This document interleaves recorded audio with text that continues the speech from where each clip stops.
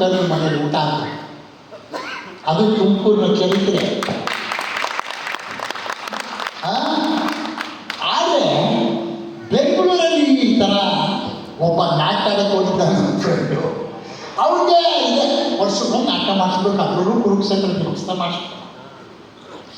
ನಾಟಕ ಮಾಡಿದ ಆದ್ಮೇಲೆ ಏನಾಯಿತು ಅಂತ ಅವನೇ ಹೇಳ್ತಾನೆ ಕೇಳಿ. ಸ್ವಲ್ಪ ಚಪ್ಪಾಳೆ ಹೊಡಿರಿ, ಹುಮ್ಮಸ್ಬೇಕಲ್ಲ ನಾಟಕದವ್ರಿಗೆ. ನಾಟಕದವ್ರು ದುಡ್ಡು ಕಾಸಿ ಅಂತ ಕೇಳಲ್ಲ, ಚಪ್ಪಾಳೆ ಹೊಡಿಬಿಟ್ರೆ ಸಾಕು. ಅದೇ ಗುಟ್ಟಳ್ಳಿ ಕತೆ ಹೇಳ್ಬೋದು ಇದರಲ್ಲಿ.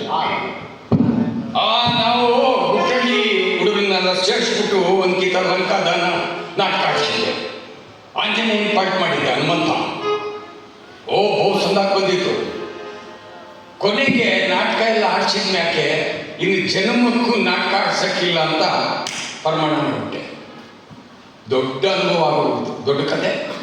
ಅದು ಏನಾಯ್ತು ಅಂತ ಹೇಳ್ತೀನಿ ಕೇಳಿ. ಬಿಟ್ರೆ ಗುಟ್ಟಳ್ಳಿ ಹುಡುಗರನ್ನೆಲ್ಲ ಒಂದು ಖುಷಿ ಗುಟ್ಟಳ್ಳಿ